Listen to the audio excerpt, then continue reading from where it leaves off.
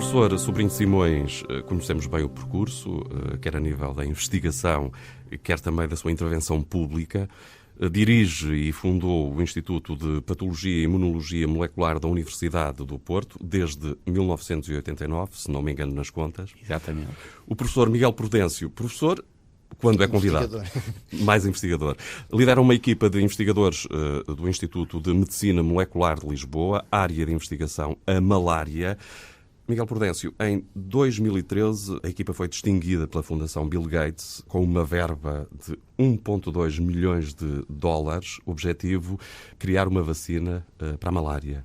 Como é que está o trabalho? Esse projeto continua a andar, felizmente, de vento em popa.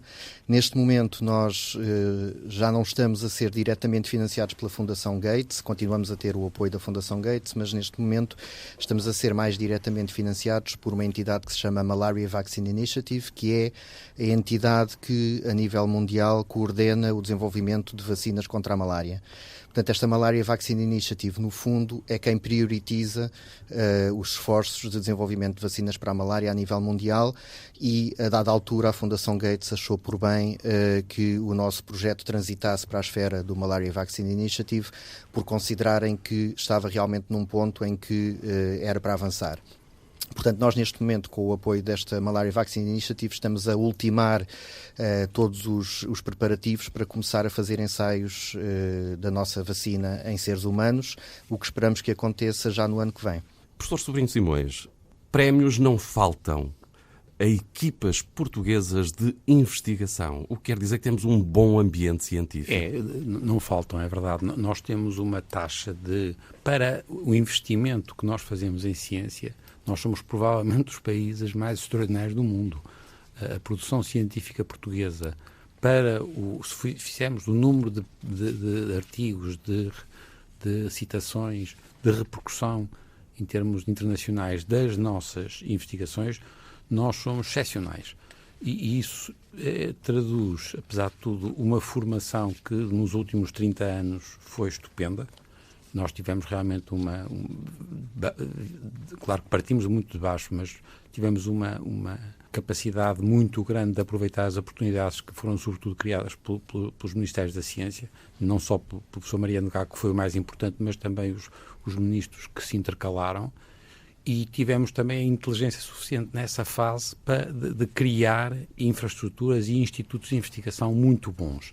O centro do Miguel Prudêncio é muitíssimo bom. O nosso, o I3S, que resultou da associação do IPATIMUP com a IBMC e com a INEP, é também muito bom. E deste tecido nasceu a possibilidade de termos gente muitíssimo boa com capacidade para ganhar prémios. É muito engraçado, porque o que me assusta na evolução dos últimos 3 anos foi algum desinvestimento no tecido, portanto, nas instituições, com um reforço da noção do prémio individual, o prémio da pequena equipe. Eu acho que nós, portugueses, temos uma tendência minifundiária terrível e tenho medo que esta excessiva ênfase no sucesso individual venha a perturbar a base. E sem base, quer dizer, nós aguentamos durante 3, 4, 5 anos tipos muito bons que ficam cá, mas que ao fim de 3, 4, 5 anos vão-se embora porque não estão dispostos a trabalhar se não tiverem, para além deles próprios e das suas pequenas equipes, se não tiverem estruturas, infraestruturas, no fundo o tal ambiente que falava. Miguel Prudêncio. Eu só gostava de complementar aquilo que disse o professor Sobrinho Simões, eu não posso estar mais de acordo, acho que realmente nós assistimos nos últimos 20, 30 anos em Portugal a um aumento quer da quantidade, mas sobretudo da qualidade da ciência que se faz em Portugal. Acho que se criaram os alicerces para uma fundação científica de renome internacional, mas acho que são uns alicerces ainda demasiado frágeis para subsistir sem um apoio mais continuado e, portanto, qualquer tentação de desinvestimento na ciência pode fazer perigar todo este edifício e aquilo que eu julgo é que realmente os esforços que foram feitos até agora não podem ser deitados a perder. fazer e, portanto, é necessário consolidar o edifício que está construído, aumentá-lo, e isso ele não consegue ainda manter-se de pé sozinho se de repente houver um desinvestimento muito grande na ciência. A ciência, a investigação, há a ideia de que vive muito a entreajuda. Eu penso que isso é absolutamente correto e cada vez mais assim. Eu penso que o tempo do cientista fechado entre quatro paredes a trabalhar sozinho, aquela imagem que nós temos de um Leonardo da Vinci, de um Galileu, isso já não acontece. Portanto, hoje em dia o mundo está de tal forma interconectado e as equipas de investigação estão de tal forma interligadas através da internet, mas não só, todas as formas, há inúmeras conferências científicas, os artigos científicos estão acessíveis com um clique e, portanto, hoje em dia a ciência solitária penso que deixou de existir e, portanto, julgo que é impossível fazer ciência de ponta hoje sem ser através desse contacto entre os investigadores. De resto, se formos ver artigos científicos,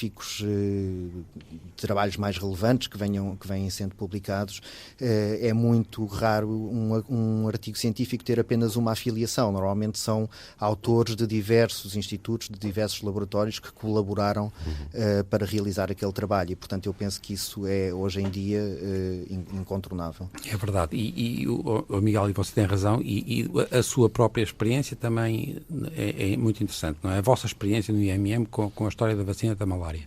Sim, exatamente. Nós neste trabalho, concretamente neste trabalho da vacina da malária, temos colaborações com, pelo menos, assim, de repente, uns 6 laboratórios internacionais, portanto, e com equipas extremamente reputadas internacionalmente, e sem a contribuição deles, nós certamente não estaríamos onde estamos no desenvolvimento deste projeto, e, portanto, obviamente, isto vive muito destas sinergias e destas interações. E mais do que isso, eu acho que é também muito interessante pensar que, à medida que nós compreendemos melhor a origem dos seres humanos e percebemos a nossa semelhança com tudo que é planta e com tudo que é bicho da malária, nós percebemos que vai ser possível utilizar, por exemplo, no domínio da prevenção do cancro, muitas das coisas que vocês aprenderam no estudo da malária. E não é por acaso que vocês têm no vosso Instituto, o Bruno Silva Santos, a fazer um trabalho estupendo em imunidade do cancro. Quer dizer, é muito interessante porque a ciência biológica, à medida que se tornou mais ciência, era muito pouco ciência. Há uns anos a biologia era lineusa, era descritiva. Agora não, nós temos instrumentos, nós temos experimentos, nós temos modelos animais. E à medida que isto evoluiu, percebeu-se que era possível transpor, não só, como diz o Miguel, colaborar com muita gente no mundo que faz malária, mas começar a utilizar as pessoas que sabem muito de uma vacina para isto, utilizar uma vacina para aquilo. Há uma comunidade. Eu sei que é impressionante para as pessoas, mas nós temos 25% de homologia com muitas plantas. E, portanto, a ideia de que a biologia era muito específica de espécie não é verdade. E, portanto, nós vamos poder utilizar transversalmente e, portanto, aumentar ainda muito mais a colaboração, no fundo, reforçando a ideia do Miguel, que esta ideia do gênio sozinho num laboratório a descobrir o que é que seja, no domínio da biologia não existe. A ciência não dá dinheiro? Não, diretamente não, e indiretamente dá pouco. A ciência, de resto, aqui para nós, é a mesma coisa com as universidades e com os hospitais. A ideia de que é possível transformar o produto científico num material transacionável, capaz de gerar valor diretamente, é perfeitamente... não faz sentido. E, portanto, a ciência, como o ensino superior, como a assistência, vai ter que ter sempre um fortíssimo apoio estatal. O que se pretende é que esse apoio estatal seja complementado com capacidade por parte dos investigadores de gerarem receitas. E a ciência permite gerar receitas. E de vez em quando a ciência, isto é, se o Miguel fizer uma vacina para a malária, é o totoloto, quer dizer, portanto, mas a probabilidade desse totoloto é mínima. E voltamos à história do tecido. Tem que haver centenas ou milhares de pessoas a trabalhar e a fazer a sua investigação de qualidade dia após dia, para que um desses 1000 ou desses 10.000 faça uma descoberta que tenha muito valor e que seja suscetível de criar riqueza no sentido material. Porque é para toda a humanidade, não é? Exatamente. Esta ideia que o professor Sobrinho Simões está a transmitir é absolutamente, estou em absoluto acordo com ela. É realmente uma espécie de um puzzle em que todas as peças são essenciais para que se forme a imagem final. Nós vivemos em Portugal aquela situação extremamente desconfortável de nunca se saber se para o ano vão haver concursos de projetos, se para o ano abrem bolsas, se não abrem bolsas, o que é que acontece quando mudar o governo. Ora, eu costumo dizer que a ciência, porventura como outras áreas da sociedade, mas no concreto a ciência, deveria ser um desígnio nacional, e um desígnio nacional transpartidário e transgovernamental, ou seja, independentemente de estar o governo A ou de estar o governo B, deveria de haver uma linha condutora de política de ciência que se sabia, que estava definida a médio e longo prazo. Ou seja, nós sabemos hoje, como saberemos amanhã, que todos os anos vai abrir um determinado concurso para submissão de projetos, sabemos que vão abrir bolsas, se calhar nuns anos há mais verba e se calhar podem ser atribuídos mais projetos ou mais bolsas, noutros anos haverá menos, mas os investigadores sabem com o que é que contam do ponto de vista daquilo que são os mecanismos de financiamento que estão ao seu dispor. Aquilo que temos visto, infelizmente, e aqui exceção feita sem dúvida ao tempo em que o professor Mariano Gago foi Ministro da Ciência, é que há sempre uma inconstância e uma incerteza sobre o que é que vai acontecer no ano seguinte. Mas isso não tem afetado as equipas de investigação? Tem. Mas os prémios acontecem. Claro, mas repare, isso, primeiro, repare, o que o Miguel está a dizer é que nós temos que saber as regras do jogo. Sem saber as regras do jogo, ninguém joga bem. E nós, às vezes, perdemos-nos mesmo, não sabemos as regras do jogo. Os prémios acontecem e vão continuar a acontecer, felizmente. Como já lhe disse, nós temos excepcionais grupos de investigação. Para o nosso investimento, nós temos um nível excepcional. De resto, se algum dia se fizer o custo por artigo em termos de euros do IMM ou do IPATIMUP ou do Centro de Neurociências, por exemplo, compararmos com os do Centro e Norte da Europa, eu acho que os tipos não acreditam que seja verdade. A Noruega, por exemplo, é uma referência para si. Exatamente. Não faz ideia, quer dizer, estamos a falar, a escala é outra. Não? Agora, o problema para nós, e portanto o problema dos prémios, é muito também fruto de uma capacidade que nós temos, e isso é um aspecto muito característico português. Nós somos bons, se nós tivermos base, nós somos bons a resolver problemas. E de resto, demonstramos-lo ao longo da história.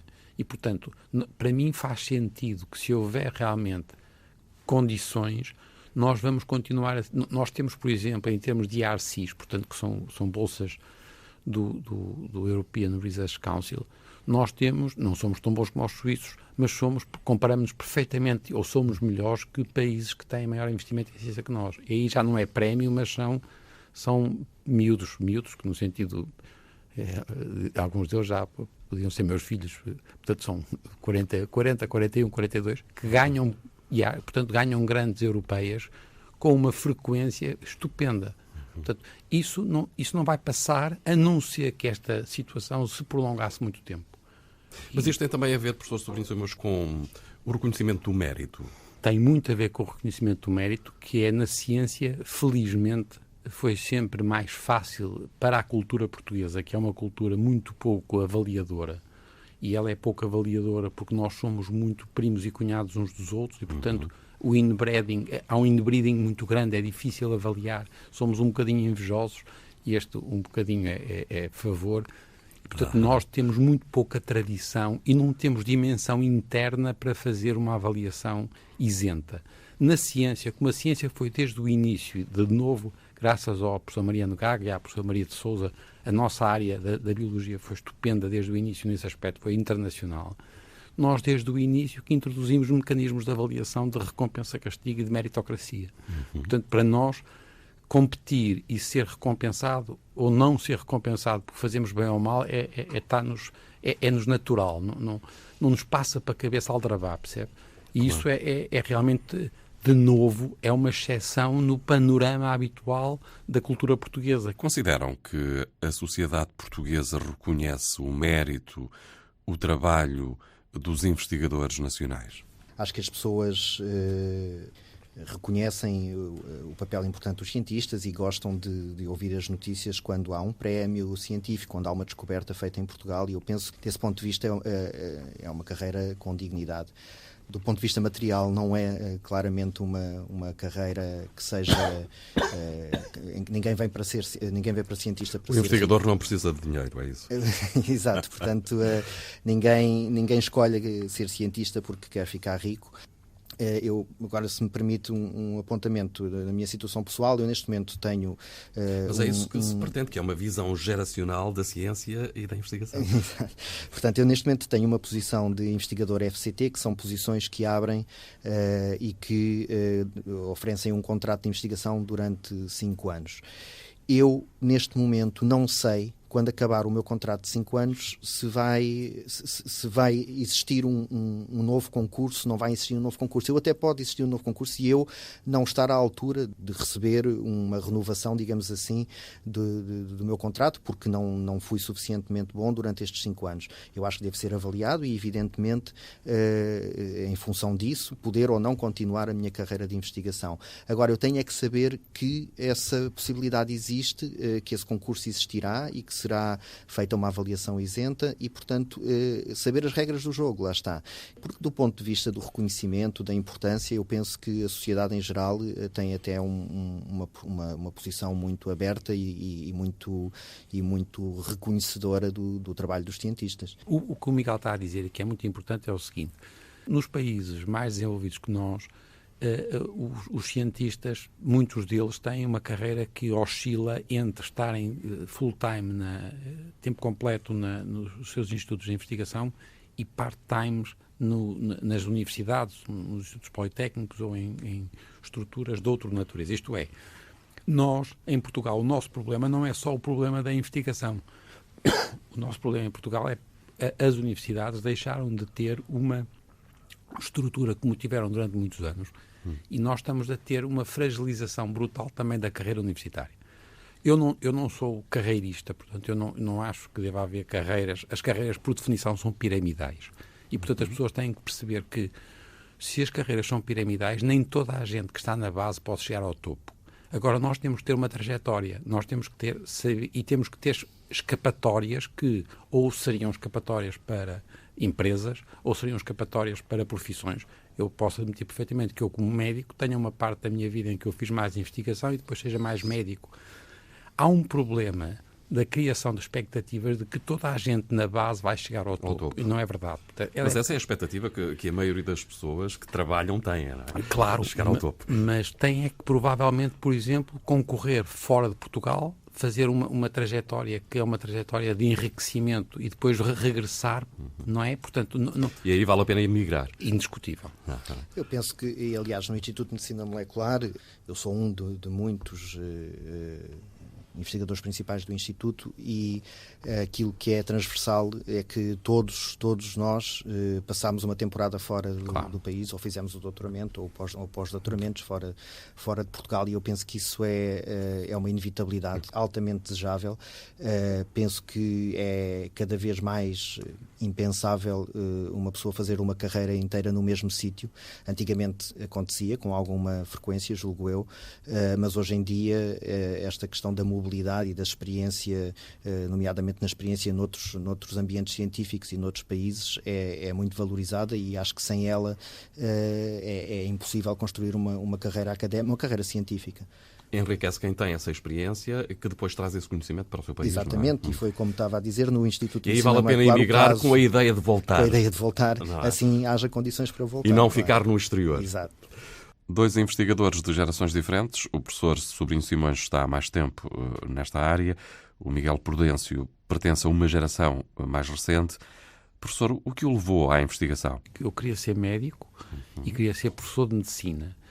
não queria ver doentes, mas queria ser médico. E para ser um bom professor de medicina, modéstia à parte, eu precisava da investigação, mas a investigação para mim, ao contrário do Miguel, que é claramente um cientista, eu sou um professor de medicina, um médico, professor de medicina, que faz ou que fez alguma investigação de translação, investigação, para ser melhor médico e melhor professor, percebe?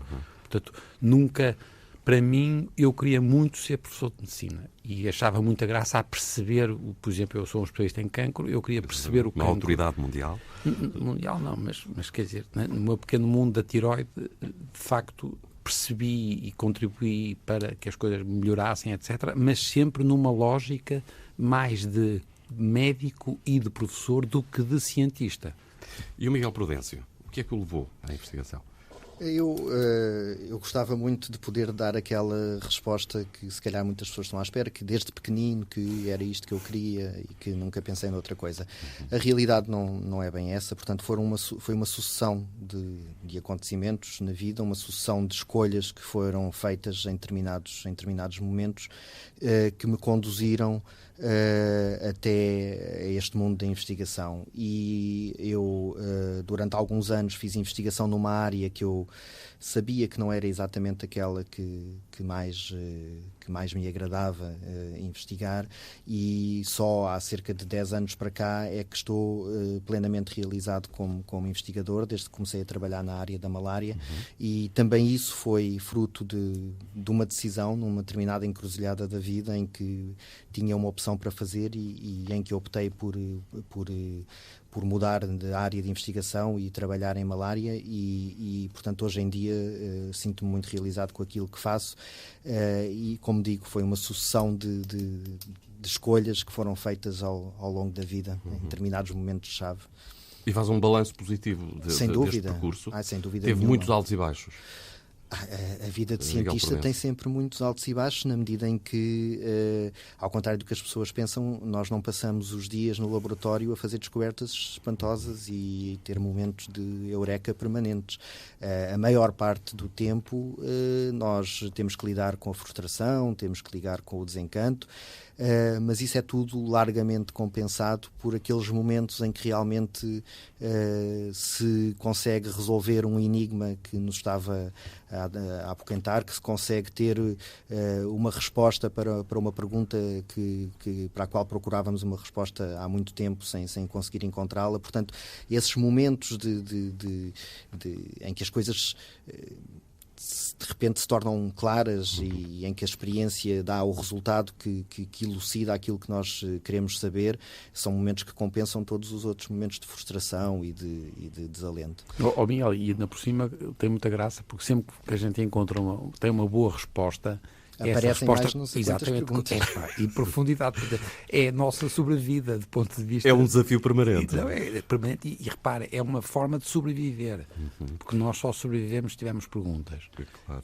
Portanto, e aí é a tal diferença entre o Miguel e a minha trajetória, que é muito de investigação clínica. Portanto, parte das minhas perguntas vem da minha atividade diária de consulta de casos de tiroide para todo o mundo. E eu tenho problemas que me aparecem de fora de mim. O Miguel tem muito mais problemas que aparecem dentro das suas experiências e quando ele tem uma resposta, tem uma sorte bestial, porque a seguir aparece uma pancada. Aliás, é curioso porque o Instituto de Medicina Molecular, onde eu trabalho agora, mudou recentemente a sua imagem e tem um novo logotipo e tem uma nova frase-chave que é procuramos perguntas. Como é que olham para o futuro da investigação em Portugal? Com otimismo? Eu não sou por natureza uma pessoa particularmente otimista. É verdade, eu por acaso eu lembro-me de si sempre um bocadinho pessimista. Você é mais pessimista que eu. Se calhar cauteloso. Mas penso que tem que haver sempre uma dose de otimismo quando se faz o tipo de trabalho que nós fazemos na ciência, tem que haver uma dose de otimismo. Julgo que não está nada garantido e que vai ser preciso continuar a lutar por esta ideia de que realmente a ciência deveria constituir ou deverá constituir um desígnio nacional independente dos partidos e dessa forma estruturar cada vez mais este caminho da investigação em Portugal. Portanto, eu acho que há razões para estar, digamos, moderadamente otimista, mas sem embandeirar em arco. Professor, eu ponho-me na posição diferente, mas de novo, porque eu sou médico, eu sou professor da Faculdade de Medicina, portanto, a minha esperança não é tanto porque eu acho que vai ser difícil nos tempos mais próximos nós investirmos a sério na ciência. Não vai ser possível, mas vai ser possível, se não formos burros, vai ser possível desenvolver atividades que são próximas da ciência e que são sinérgicas em relação à ciência. Portanto, quer no domínio da saúde. A saúde vai ser o grande problema dos próximos anos em todo o mundo. Nós estamos a viver 100 anos, 110 anos, com doenças crónicas, quer dizer, portanto, a saúde vai ser um problema. A saúde exige uma investigação a sério. Investigação sociológica, investigação biológica, investigação física. E, portanto, quem diz a saúde diz uma grande parte da indústria. Só se a indústria começar a incorporar cada vez mais conhecimento a sério é que ela é competitiva. E, portanto, eu não me acredito muito que a ciência portuguesa, para além das situações excepcionais que já vivemos, de grupos muito bons e que vão continuar a ter capacidade de se financiar no exterior, eu vejo mais a possibilidade da ciência portuguesa se desenvolver harmonicamente com muitos outros canais de sobrevivência da ciência, que passam pela universidade, passam pela saúde, passam pelo desenvolvimento tecnológico, passam pelas empresas. Quer dizer, nós não podemos continuar a ter empresas com a falta de qualidade intelectual que ainda temos em muitas áreas. Nós temos que reforçar o capital científico dos recursos humanos das nossas empresas se queremos ser competitivos. E isso foi feito em algumas áreas, de resto, com excelentes resultados. Portanto, eu estou de acordo com o Miguel que nós vamos poder aguentar, se as coisas não piorarem, nós vamos poder aguentar alguma coisa do que está feito. O desenvolvimento, eu acho que vai ser mais feito harmonicamente em relação mas claro que aqui para nós estou a ser otimista. Eu sou pessimista na análise e otimista na ação. Mas eu gostava muito de ver o desenvolvimento harmónico da sociedade portuguesa em que a ciência é uma parte. Professor Sobrinho Simões, Miguel Prudêncio, viva o otimismo. Foi um prazer esta conversa. A continuação de bom trabalho, porque com os sucessos da ciência lucra toda a humanidade. Obrigado por terem vindo. Muito obrigado pelo convite. E muito obrigado, eu também tive imenso gosto.